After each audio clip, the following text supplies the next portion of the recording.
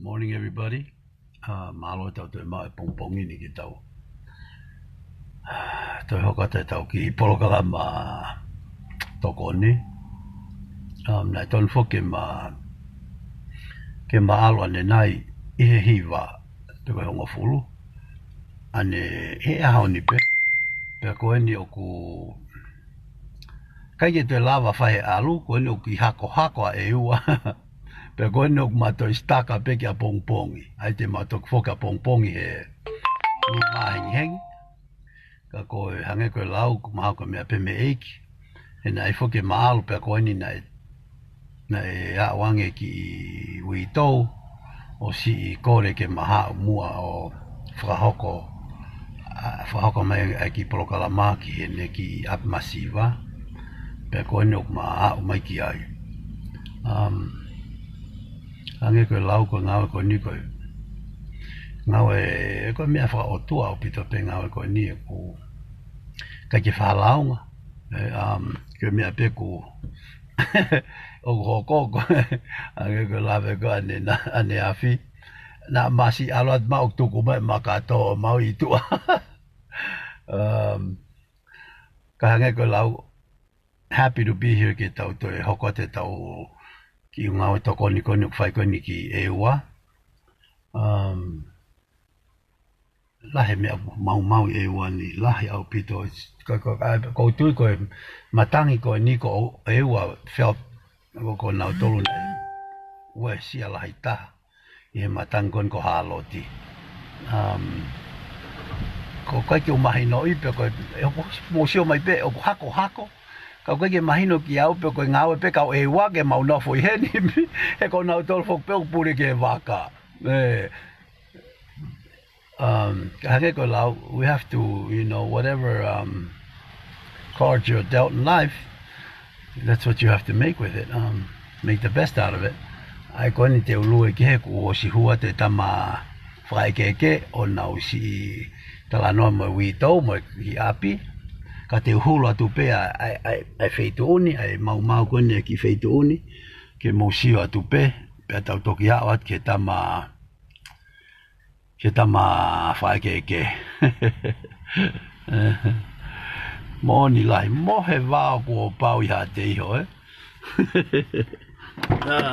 Te uki hula tu pe ai apini, ka toki lua tu pe ke tau hoka te tau polokalama. Malo.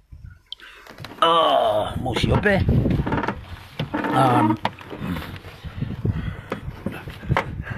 Sike fu niu koe. Holo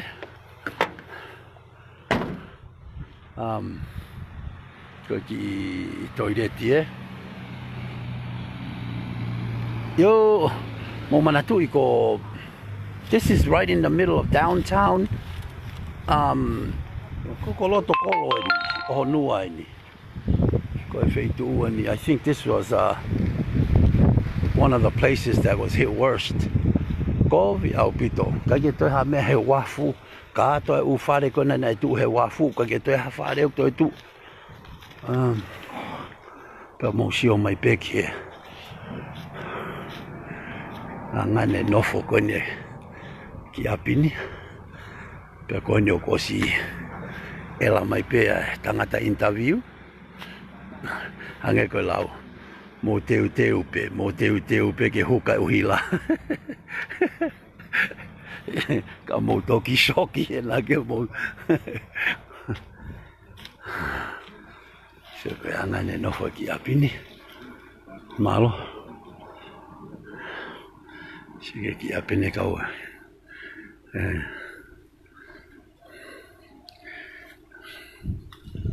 Malo. Malo tau toi mai pongpongin. Kau. O kau masiva ka toa ke. Ka hange koe lau. Malo o whaeki mo. Toko ni masiva ki masiva. Kadama. Ya putu ya kau henang ari kan tangu pau fe mata tai. Kai ngame pe lawa ke o ba ke tangu pau mata tai ki. Kalau kamu kau ni kata kau ke osi kamu tahu. Ayo follow kamu tahu ke. kamata peke ta na ki mai ka kai ke na sio mai no whanongo peke hako he Kaiki. Koi. ko tanga na to ko hako pe ko fe mau pe ka tama e wa ke ta no fo he Koi malo lo tu ai wa. O kuna u fa am. Ia ni pe ang lau. No ta fa am ke ta fok ke ta sio ke ta family ka ku. Malo vivi yang ai me fa am e ki ke ta no fo ni. Do ke ta. Ko na me mi ai ta ta e ko ni ko. O wa re ye. Itu tak mak itu dah ko so ki fa na won na no fo mu ye. Ko yo mi ko to ko ki fa. Ko ya. Ke Ogo let it go ka tau io ogo fa malo te moto ko tape si kai nga tonga ko tape og mo mamata mai pa me muri pa mo ton ko tape ai ka muri og mo mamata mai ki he polo kala mama ke he ko og ma fa ko ya oni ko a honi fo ne te ton ki ma fo ki ato ai ki tonga ka ko ui og yai ai ki ha ko pe hang og fa ampe e ki ke mato no fa pe hiri ai ma ki polo kala mama ke na fa hok ane afi ya au taki mai ai formatala ane afi aki family tala mai e hau ai kaureka i he koloni o tokoni ki he totahan ni fo ki oku na e puke pakala Ikai ko mamatea pe i oku hange kune mamatea hange korio kako toki puke pe ia kana sai pe ia ki moa pe ko talu mai mo kamata ke tolalo si ene tau mua mo ngawe ka ku kai ki ne to ma fa nga malo fe on ki ne hange ko ne sio ke ne ki fa na na to Tony ki fa na to ko ni he pe ko ya ma hen yai i fo matala ko ni o ikai to frasisi ia fa nga me ka fe ma ke tau fa no ton ki tanga ta iki pe ko ko ui ke maafe mai i hono api.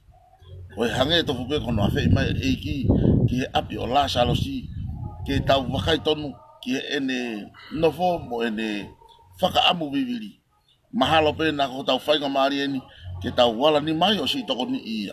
Pe hange ko ni ihi o kuna honga whakanga e polo kalaman whaka more more. O wai ko polo kalaman ia maa mouton. E o bousai pe ki mouton. Ko polo kalaman ia ma ki na tolu o masiva ka tu hausia i he fonua o fa tau pa mama mo ilo tau mau ke fra o tau ova ke tu hausia fonua ke na la ma o fifia tau ange ko ya tau mau ka ke ko ma to kia o mani ki he api pe o ange ki to ta ni ke fa ha to no ngwa kai fo ki masi la ve ka ko ngai fe tu ta ki ko ka kai o si o mai o fa tau mo me o na sio matai ko ia te tau o ange ki he to ta ai fa ngamari ke tala no mai Pene o mai mo pui tua mo mea o huki tonu ia te ia ke tau hoko ati ai. Malo. Sai o petai peke eke hoa koe ni i ne ke tau hi mo ofa mana tua ai ki family masivani o Paloto ag na to koe ni kina wapea mai api masivani. Aku tai lele ki motor ko kuingoa ko ilangana lawak pe ko kifana to ni ma ko ku tau moto ko tau ni mata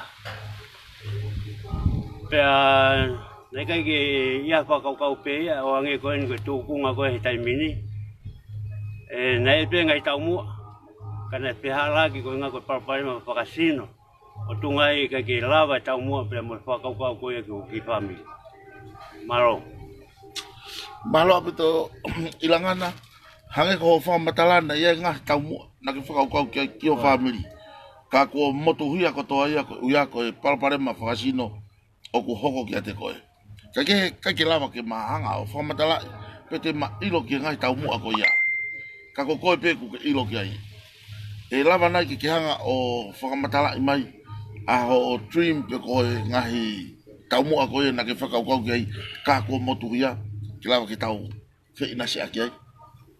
Sai maro au pito. Ko tamu visi mua ko ki family na tamu ke ako.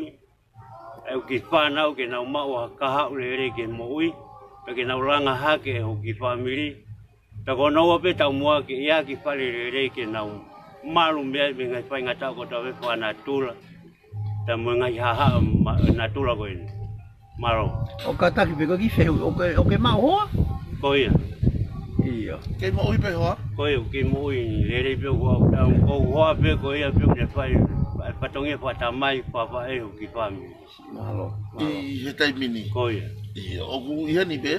ia wi hen pe ko le ra tu ne e ma ki se ni te pe ai ke penga e ke ma ki toilet mo ma ki pa room ke ta ki tonga ke penga ma ki foi pirik Iyo.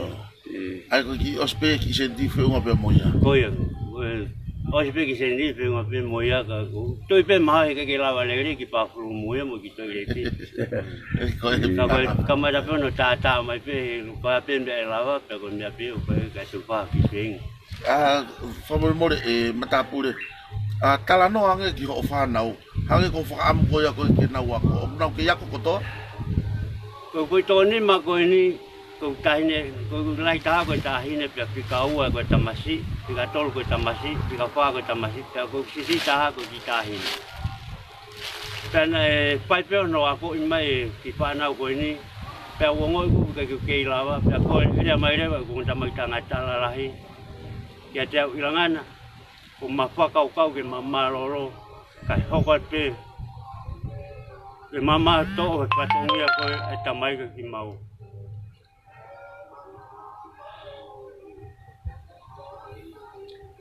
ke ma ko ma to fe fine mo ma ki te ina ena na ma wa ka haure ko ke po ve tai pe o fa e ki ko fa ma ki fa mi ne ngo si pe la ka mo uya ko tua maro Ilangana ko kore ko hongo tamai ki. Ke na malolo o na ma o fa nga ngau ke toko ni mai ka ko. Iya. Ko na ngau tu mau pe ko al pe ki uta. Kan malo pe ko tamasi lai o pa ho pe pe fora wa ke ro pe ngai ngau pe ma mai ki se ni fa ya ko ka venga. E lotu mo ya ko e fa na mo pangi ka venga fa mi to la.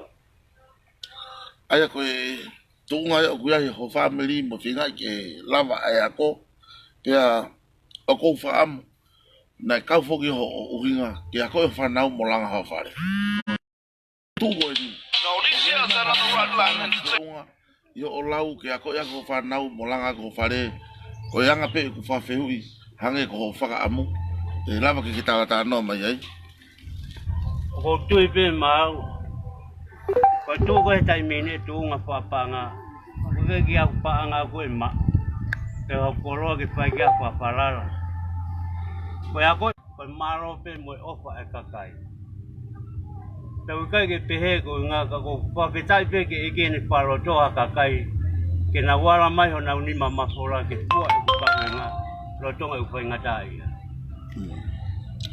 malo opito ko unga ko tausio ko ki fana weni na fitu taki ang ke masingere mai una wala ni mama tokoni hange kuna finga ke ya fakala ko pare oi ka ko ni tu ko ni ka paure ia ha dala ni mama ai kainga ofa me muri ka pe fo ya na tolpe itongani o fai ha tokoni ki ya ko fa nau pe mo sio ki anga tunga fare o fakanere te ke fia ke tani anga yo fa ko ya pe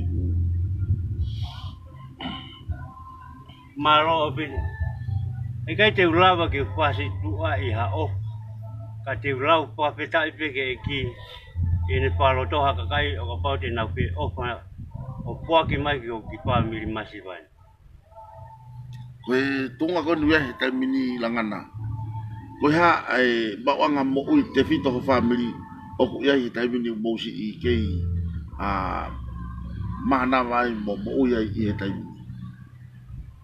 ko maro pito ko ki monga mo ui pe ki family ko alpe ki uta pe maro mo no fa mai ko ta mai ki lalahi ina fa maro pe ina ni mama mo lo to lai pe ke o pu fa tongia ko nga ko sio ke ka ha o mau ki family tau fia nai ho tamai ki tangata i ngana o tamasi lahi o i tau taha hiwa tau tamasi i ka ua ku tau taha piti ai kuna no fo fia ko ia Kapau e ia hawhai ka maari e ke pehe ki tau whawhoku na toki ako hange ko whokololo pe ko ngahi ako teknikare ke toi whahoko nā ko hange lau na uhinga e na nofo o si tokoni atu.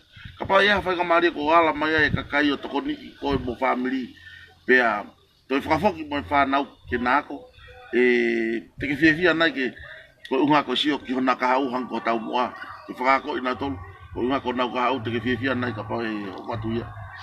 Malo, utingai po ke to ko aku ni me ko yang no ko pa nau. Tau ka mua pe ne ko ngata ia. Ka tau mua ke ki ave pe pa nau ke ako. Pe utingai ke mato ko mo no ko pa nau ko nga ko nau ka. Ia tai me ko puri ato ia. Na pa pa ia tai mo nau e ke mai ke teu. Te ke lava ko patong ia. Kagono mo ni utingai pe ke mato ko kau ko na ko whanau ko nga ko na ka malo bito ki mua pata foki mai ki ta tala noa ko e mata pure foko i he ta faki o e cameraman o ku hango lau o te ke u maulere i pe mono hingoa ka ko ilo i fava ko to ta haya na si fetu taki mai ki a maua aya ku kau ia i to ta o ku ne kau he to kon lai mai ki apin i ono langa mo to nga ai ki family ko ni ka ko fetu gai ai fa ka mari ai o hinga viviri na eta mai ai kia ki maua he ko to ta pe ne te i lo lai ki ngai mea o ku hoko ki family kai o atu hani ki fa matala ko ia ko mea ko ia ko ko Alo. Malo bito ko kingoa ko kenta kai. Maka nga ape mo to ta ko ni ko ilangan. Sio pe ke fagata ia to ta hani. Ka ke lava ke tu ko ka fa pau pe ke o mai sio ke fa to ko. Aku ko ya ga ma tu mo to ta ko ni maka nga ape. O sio pe fagata ia ko ha ke to ko ni. Ko uhinga na fe tu taga mo tolu. Ko sio ke to ta hani fe ma wiwi. Sio no ki pare. Pakota taha sio ke ako e whanau. Kako ko ke lawa no whatongia ko tamai mama ke sino. Kako uhinga na ulera to whakatangi atu ka mutolu. Ilo na amu lawa to ko ni ke to taha ko ni no ki pare. Ko ya be malo.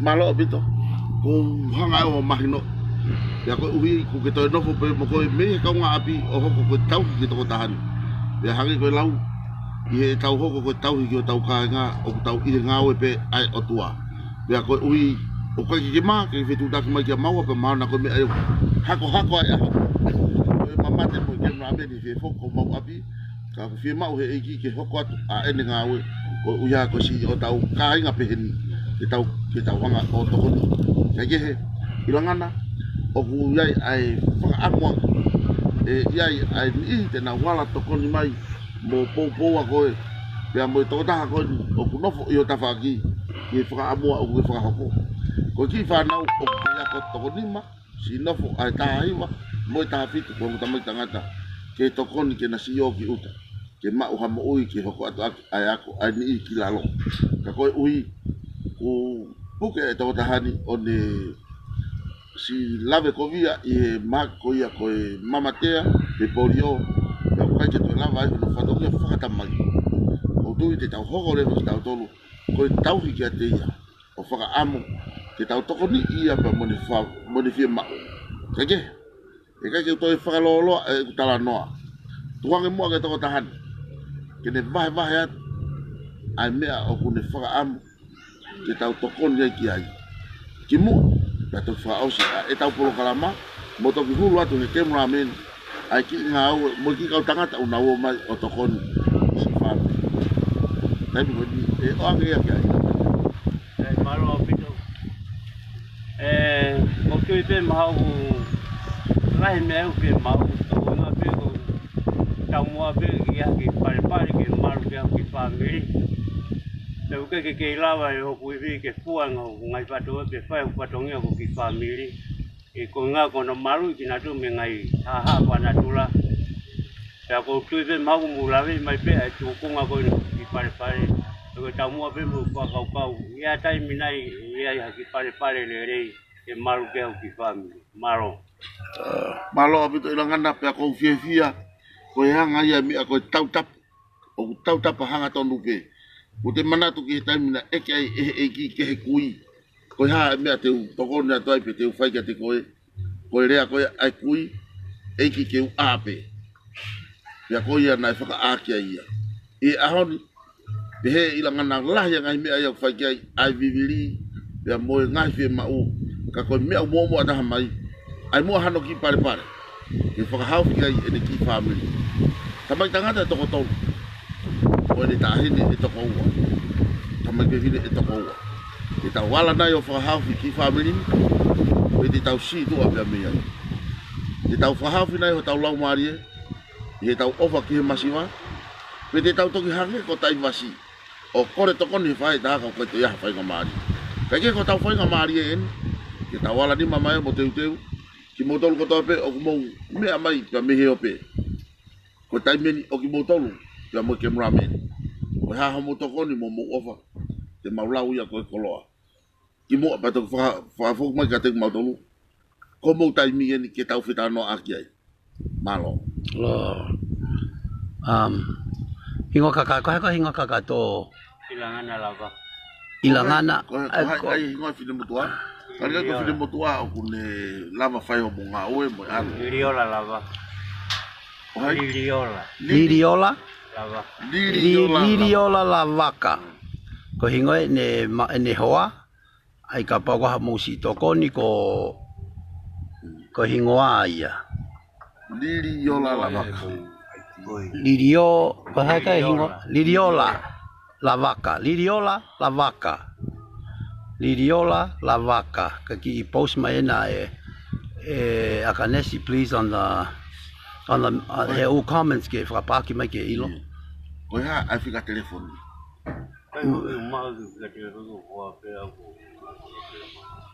Si off. Ko ia ko hingoa na tapueluelu malo si lolo tapueluelu. Ko ia hingoa ia. O mai mua hau fika telefoni. Fitu. Fitu valu. Ono valu. Tolu fitu nima. Fitu ono valu tolu fitu nima. Fitu ono valu tolu fitu nima. Ko fika ia fai mai ko fetu taki. Ko hingoa ena ka pa ko ha mo ofa. Mo sen hanga ton mai pe ke hingoa ko na. Pe fetu taki mai fika telefoni ko na ko atu. Oia te uki lui holo na nga we mo na ko tama ko na nga we. Ka ka ko mo pasito ko. Mo ka ka ko iyo.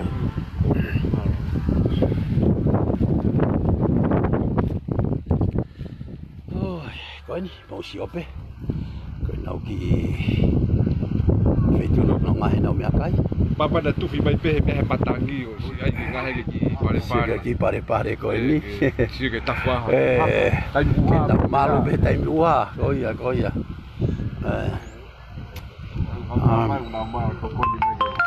Ko ki kau tama ko nuk no hau ko si to ko ni mai ke family. Ngai ki pare. Malo kau tama.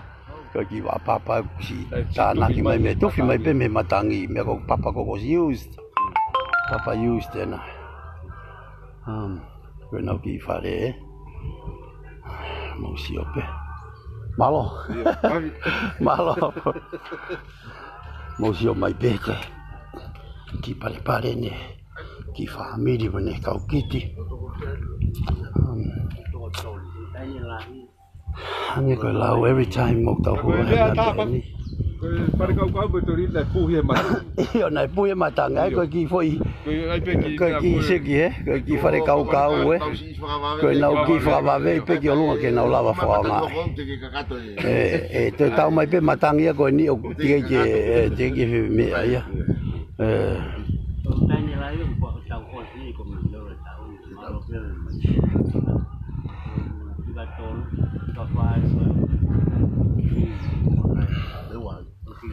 Iyo. Kono ku fehui mai a Daniela Foriaki. Peko ha na utotongi yako peko na utokoni lava fai mai ke pa na ko mia moni o vai mai ko Daniela. I think the solution ke tau palo pare ma e kakai ko ai o ka ki tu ya tonu ke no foi ka ore ka me ya ko ke na no fo o au ki uta ke to koni ki he ngo matua. I don't think that's the solution, at least not for the long run. Ko se mista ki. O sto toki ku eta bi to ke ni sta. O ku re ka wai wai mau. Ku se mista ku tembe ni ta mau ku to. Ko ne tai ne ai o ku wa ko ye komisiolo. Ai o si totong ni se mista ta. Se mista ta hai komisiolo. Fa nge tu pe ku to ni se mista ta. O ko ni se mista fa. Ua. Okay. Ai o se mista ua pe komisiolo. O totong ilangana ai ako i se mista ua ki panga nge tupu. Pe o ku fa nge tupu pe mo fa o si ka o te totong ni. Ko ne reka i e wa hai from tolu. Ko e te pula ki pe ko ia. Ko pe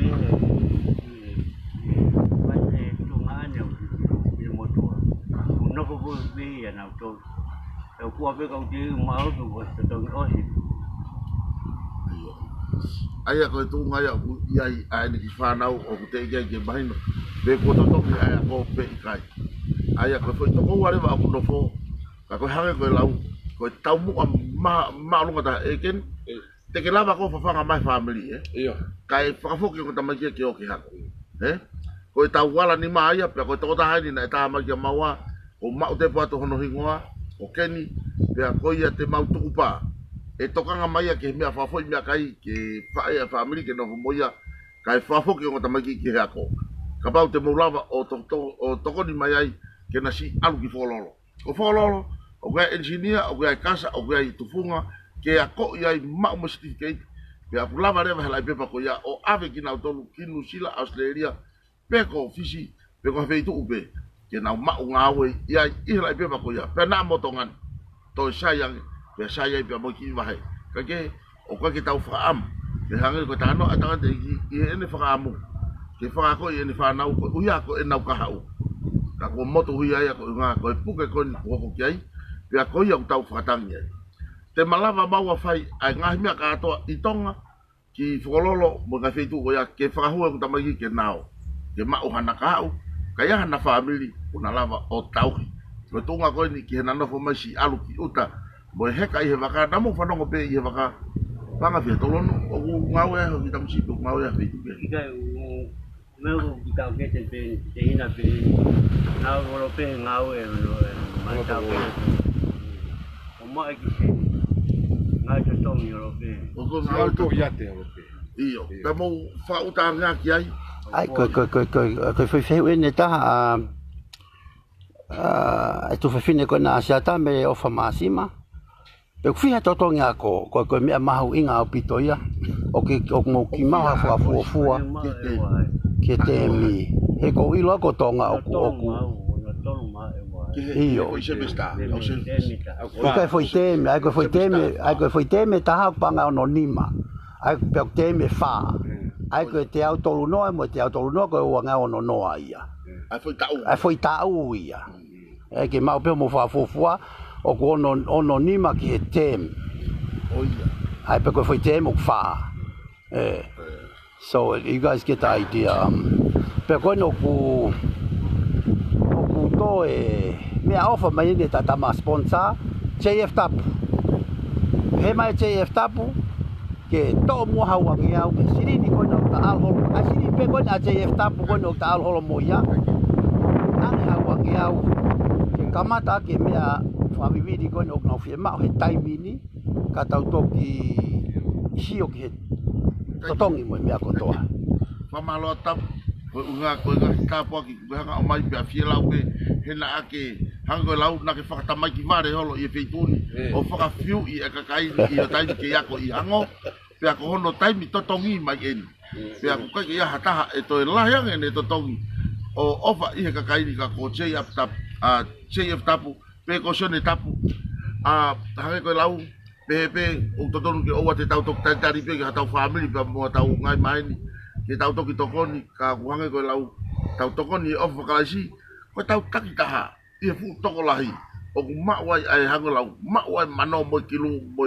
papa ya o lava ai fatongia Ko tai mu tau wala whakatau tahai o ku wongo sia rewa ho tau ma he ku tau to'o ai akau mawhasianga te tau tolu ka o to'o me kato masiro ka ko tai mi ko ya tau whatata ka pau tau toko uafe ka tau tak tola e ua ko whaafe ia ka pau tau toko takiru taki panga taha ko takiru ia ua no ka pau ya o hongo fu ka ke o tau lava hike masiwa i he poto ho tau atamai i hono whai e whika pia kai ki tau wongo sia tani ni ki tamahe e ki mui a te au he maa pe ka venga pia whai ngofua e ku haa monga ka ke tau tangutu huifo o wha utaha o tau luku kai lava solova palo pare ma i ho tau ata kai mo tau family ka o tau whalaka halope i ho tau mahi i ho tau mahi kaunga api ka uwhia ma o toko ni ka uki kai e lava tau toa ngange he lova ki whare lotu ma tau lova ki ngawe ma tau lova ki tau whia mau ka ngalo e te tau tau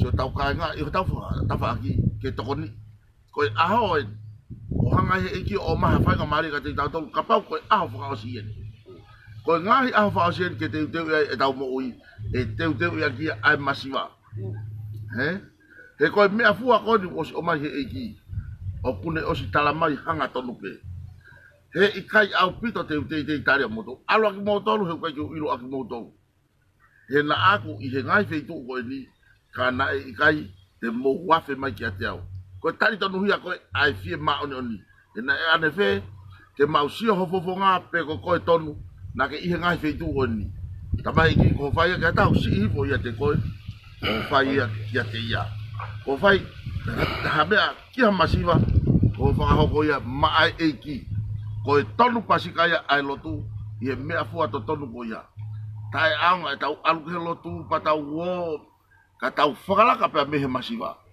o kai aunga mea katoa kai ke kwa malo atu ka penga si tapu te ma whakahoko holo to te kuma ilo o kuke mui holo matua i he funga fonua pia koe tani nei ke kawa na tua kwa neafi na taofi e he pure maka ai maka kai whai e ni whakatangi te whakahoko atu e pe ai mea ko ia whakamalo atu ki he kau muri tirila koe lori kona na ke osi whaha mai osi holo ia pe lo i mata ia ai kau e ua koe toe pe ia hange ko whakamatala pe mo komiti whenga paanga koe toe pe ke whakaheka mai i he container pia kuatu ai whakamalo lahi i he ikai ke tau situa pia mehe mata o i paia mo i masiwa kai pehe ki whema uwiwiri aho tau kakai koe whakatangi atu ni a e ua katoa na e whakafofonga atu ia e suri Tukia. Na whakao atu ia e suri tukia koia o kupure i he ongo waka ene ilo ene mafasia ka bone tu mo pasi i he uha koe tani totongi ai kakai ya kune whai ai a whakatangi mo kore pa koia ai o kuma whamalo whawhangoa aneu he telefoni o tala mai sio ange ke helori koe pe koe mea euki mau man beautiful wat ya koe hange koe lau i hono toi tolo i koni o toi hao hako o toi taofi ai maka hange e toki lere ahi ngi pe koni tani nei ke uhinga ahono taofi koe maa umai ke ki family masiva koe ni o whape o toka maari e funga fonua kai tuangia e natula pe hamo e ki waka pe hamo e ki mawo ke mafokia ke ma family ke mao sio ki ai ke koe waka e toki mamaya ke ma ai ke koe whakaamu ia te mau toi hokot o watu tai poku ta noa he kamini mo kai ngā he te sio pe moto ke hako koe whakaamu ia koe a ngai a whaamu ka koe hako hako ni mau te moto ke alo e uti kau kai koange mua a sanga mari ke mulamen ke ne hoko ai tau malo asiata ai pe upa malo lai ka ki mo tangai mo toko toko ko mo apea mai aki masivan tai lele ki mo tolo hoi toko whawhitai ki ofa ki tau puekina ki mono e ki ofat. O koe ki ofa mea re ofa maasima napa, o pehe mai e mere ofa, te nau totongi mai i he scholarship i koni e re tio kariloa. Ai toko taha peha mu whanau pe koe semester pe kone ai ne tahine kona kua ko i mea. Pe kana ki reka pe kulotonga i e wahai. Tonga kukia, ai semester. Meleofa, koe tu koe ni, koe ospe o mai e hingua koe matau ki tonga, o mai e se niti, panga whangau hia? Mau whangau ni mano. Te tatoki alu ta whapapau i tonga.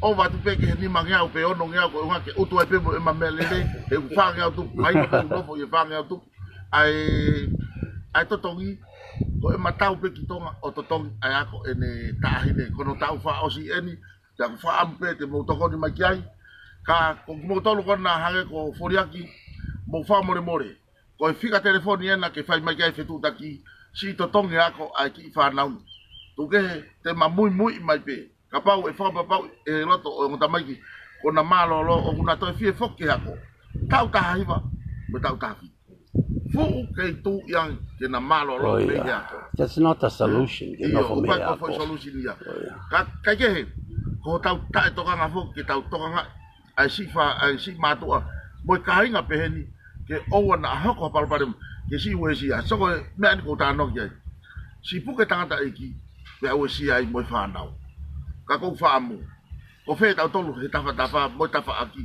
ke holo ye lo mata ko ya ke o ai hoko pehe na tonu ke hoko pe pal pal ma ke tanga ta iko ni lava pe fa nau ako tau lava pe o ma to ko ni ke te na tolu ke fa hoko o foto wat ke mo to ko ni mai por aquí o foto wat ko fa nau ke fa fo ke ako hange ko ni fa mo pe ko ni ko kore ke to ta na ta mai kia mawa ko tu pa ia te mau fai te to nga mai ai kulu ai ka me ani ke fono ko ya pe ko ta ha ku la pe o me pe a mo te ri e mo me ko ne fu ape ho ko ke kai ka ko fi ma u bibiri ki fa nau ke fa ko i lua ko nau pare ke fa le o fa pe te mo tala no mai kai pe te mo o mai ha fai ko mari mai mo to an ke aho e si malolo ai mari hono fo nga o ku ai haki pare te no foi e ki fa nau tu wa to fa mari ke mo amen ko tala no mai ko ia ko fa mana tu mai pe kau mamata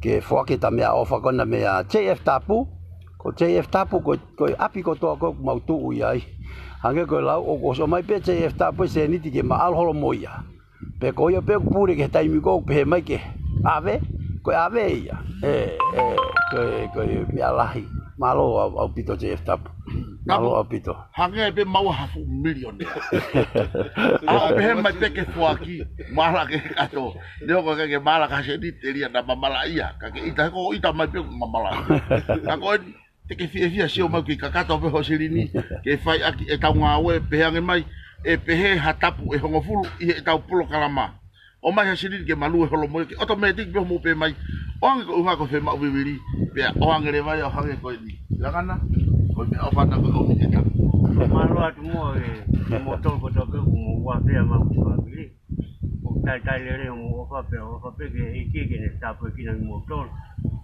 o europeo ko po ke me kato masivo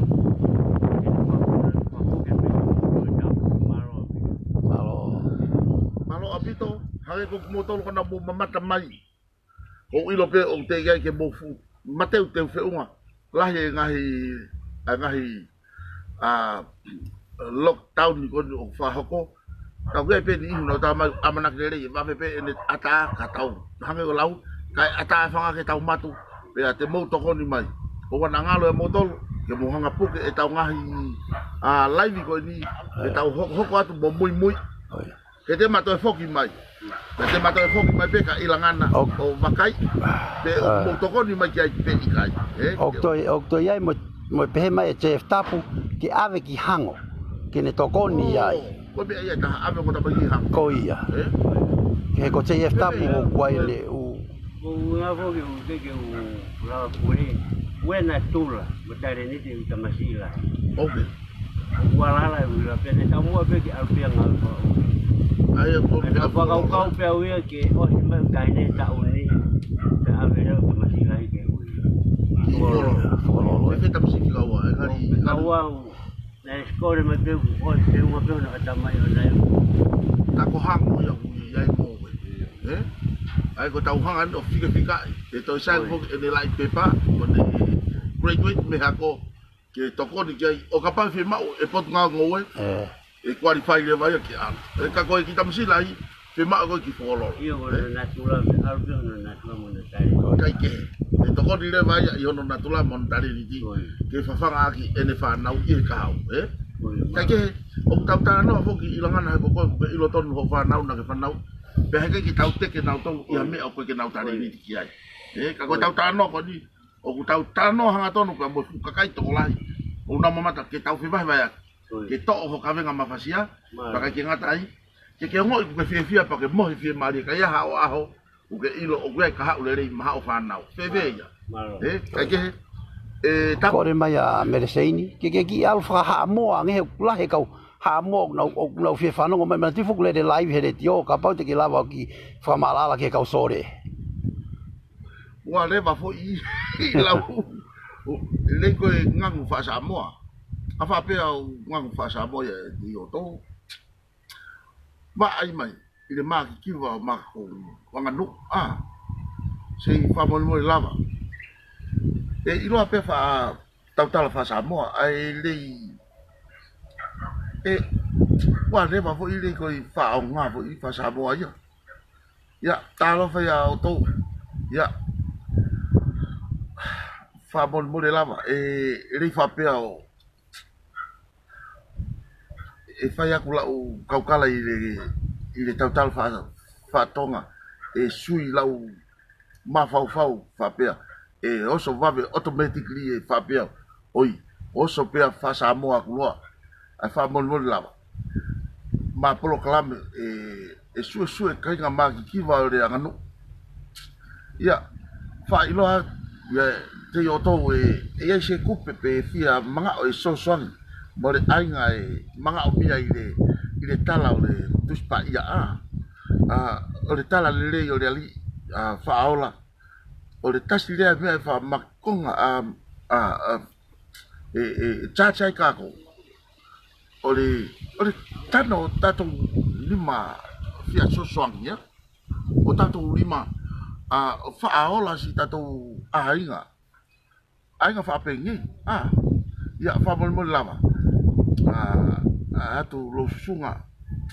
Masal pe umangi yaso makai ao. Whakari sei whafo i lau mau whawau. I le tautala wha Samoa mo rea nganga o Samoa. Oka. Koe kiki a. Koe fo i mai lau anganga i le wha Samoa o lau. O lau ainga fo. O lau ingoa o le Samoa. O le tama lau tama. O le Samoa moni a.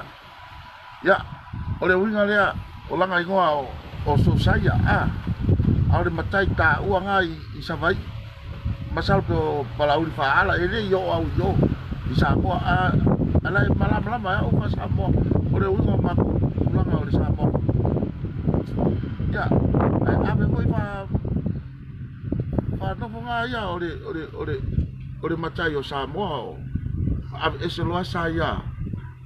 Asiata o ave loa langa ingoa o asiata Samoa o le matai ta uanga ia.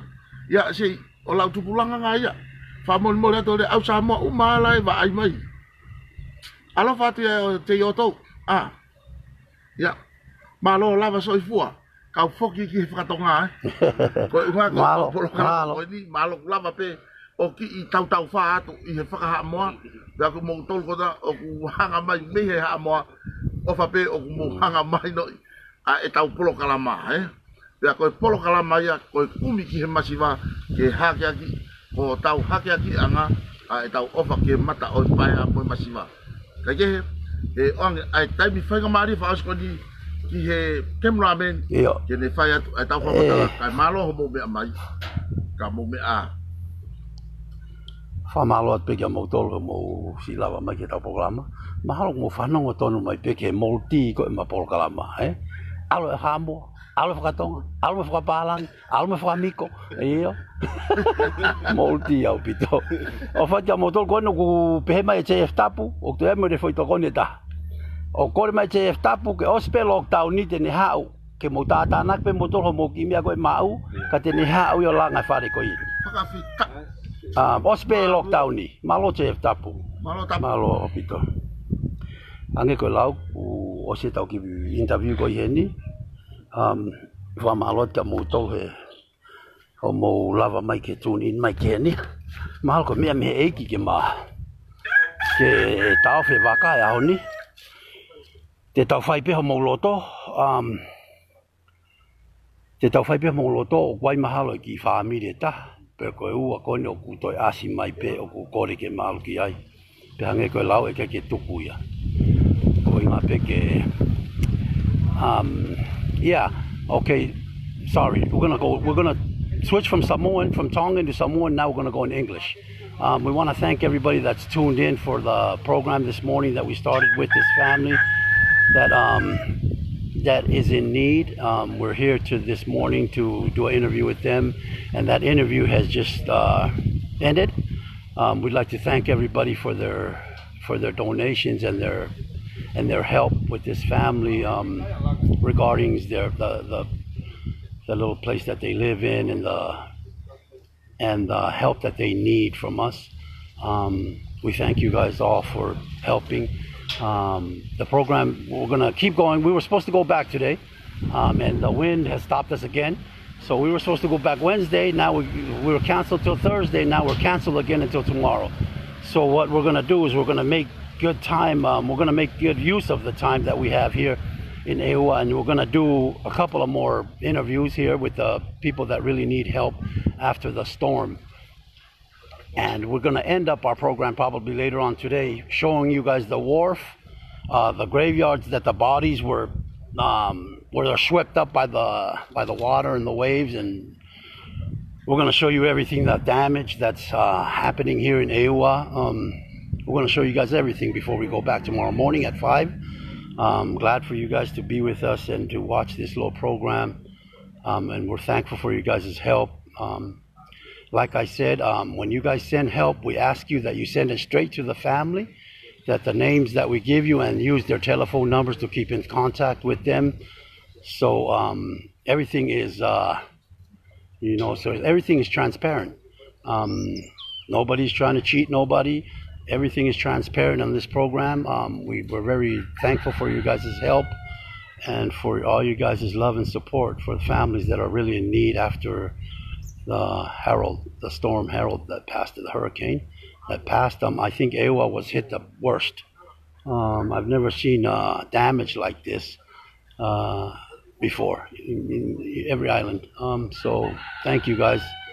We're gonna go again to the next house, to the next family that needs help, and shoot live from there, just so you guys can see and you guys can feel what's really going on here in the islands. Remember, we're in Eua, and we're at the capital of Eua. It's Honua. That's the capital of Eua, so we're there right now. Like I said, we're thankful for everything that you guys do, and without you guys, this program it couldn't happen. It wouldn't be able to happen. Remember, we're here to give you guys the message and show you guys what's going on, and then it's up to you guys if you guys want to help or not. It's totally up to you guys. Nobody forces anybody to do anything. But thank you guys. Very, very grateful for you guys. I think it's maybe the Lord did this so we can stay another day here in Eua to finish up the work. But love you guys. Thank you guys for everything. We'll be live again in a few minutes as soon as we get to the next house, just to save the battery of our phone. Ofata to you guys. Thank you. Bye.